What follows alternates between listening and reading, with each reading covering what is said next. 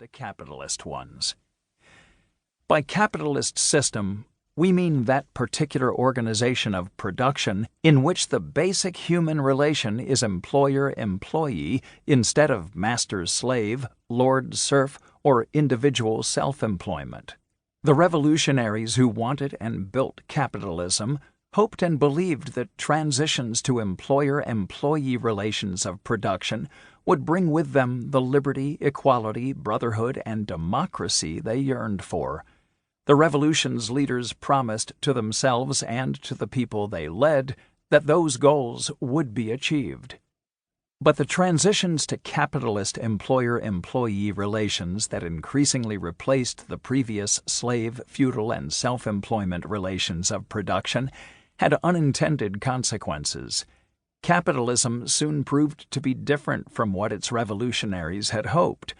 While it enabled some people to be more free and more independent than slaves, serfs, or self-employed subjects of monarchies had been, it also seriously limited freedom, independence, and democracy for many. Capitalism betrayed many of the promises made by its advocates.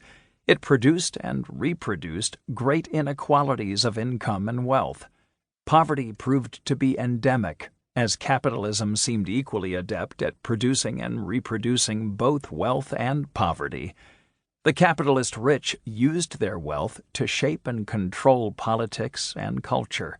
Democratic forms hid very undemocratic content.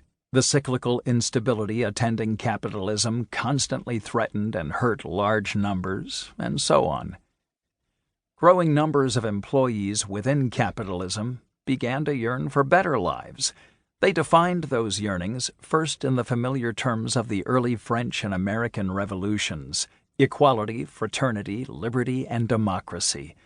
They criticized a capitalism that failed to deliver those to most people and demanded social changes to achieve them. Many people still continue to want a better, softer, friendlier capitalism, where government regulates and intervenes to achieve more of what the French and American revolutionaries had yearned for and promised. They often self-define as socialists. However, capitalism's development provoked another, different perspective that also called itself socialism. In that view, capitalism had not broken away from slavery, feudalism, and monarchy nearly as much as its advocates had imagined. Slavery had masters, slaves, feudalism had lords, serfs, and monarchy had kings, subjects as key sources of their inequalities, lack of freedom, oppressions, and conflicts. The employer-employee relation of production in capitalism generated parallel problems.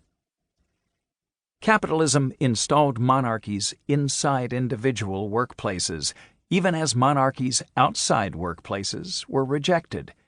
Kings mostly disappeared, but inside each workplace, the owners or their designated boards of directors assumed king-like powers. Capitalism proclaimed democracy outside workplaces where people resided, but banned it from inside its workplaces. For some, socialism protests against all the dichotomies: slave, master, serf, lord, subject, king, and employee-employer. It seeks their abolition in favor of democratically self-governing communities of equals. Such socialists insist that democracy applies to the economy as well as to politics. They see no way for politics to be genuinely democratic if it rests on a non-democratic economic basis. The corruption common to all political systems resting on capitalist economies, endlessly experienced, regularly exposed, and constantly reproduced, is their proof. The inequalities attending all capitalist economies are protected and thus reproduced because even a formally democratic politics disproportionately empowers capitalism's employer class. How to concretely organize socialism and how to achieve transition to it from capitalism have always been issues of disagreement and debate among socialists.